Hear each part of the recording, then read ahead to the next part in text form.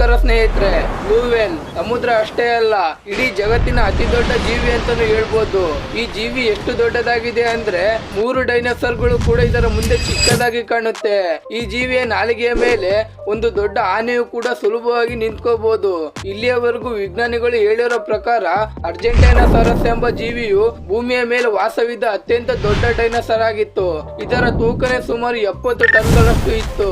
ಆದ್ರೆ ಇಂತಹ 3 ಅರ್ಜೆಂಟೈನಾಸಾರಸ್ ಗಳನ್ನ ಒಂದರ ಪಕ್ಕ ಒಂದು ನಿಲ್ಲಿಸಿದ್ರು ಕೂಡ ಈ ಬ್ಲೂ ವೇಲ್ ಗಳಿಗೆ ಸಮನಾಗಿರ್ಲಿಲ್ಲ.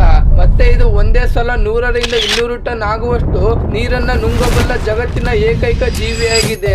ಅಷ್ಟೇ ಅಲ್ಲದೆ ಇದರ ಹೃದಯದ ತೂಕವು ಒಂದು ಕುದುರೆಯ ತೂಕಕ್ಕೆ ಸಮ ಅಂತ ಹೇಳಲಾಗುತ್ತೆ. ಮತ್ತೆ ಇದರ ಹೃದಯದ ಒಂದು ಬಡಿತದಿಂದ ಸುಮಾರು 500 ಲೀಟರ್ ರಕ್ತ ಹರಿಯುತ್ತೆ. ಬ್ಲೂ ವೇಲ್ ಗಳ ಇನ್ನೊಂದು ಆಶ್ಚರ್ಯ ಪಡುವ ವಿಷಯ ಅಂದ್ರೆ ಈ ಬ್ಲೂ ವೇಲ್ ಗಳು ಒಂದು ಸಲ ಕೂಗಿದ್ರೆ 100 ಅಲ್ಲ 200 ಅಲ್ಲ ಸುಮಾರು 800 ಕಿಲೋಮೀಟರ್ ದೂರದವರೆಗೆ ಕೇಳುತ್ತೆ. ಆದ್ರೆ ಒಂದ್ ನಿಮಿಷ, ನಾನು ಈ ಸ್ಟೋರಿನ ಕೇವಲ ಇದರ ದೊಡ್ಡ ಗಾತ್ರದ ಬಗ್ಗೆ ಹೇಳ್ತೀನಿ ಅನ್ಕೊಂಡ್ರೆ ಅದು ನಿಮ್ಮ ತಪ್ಪು ಕಲ್ಪನೆ.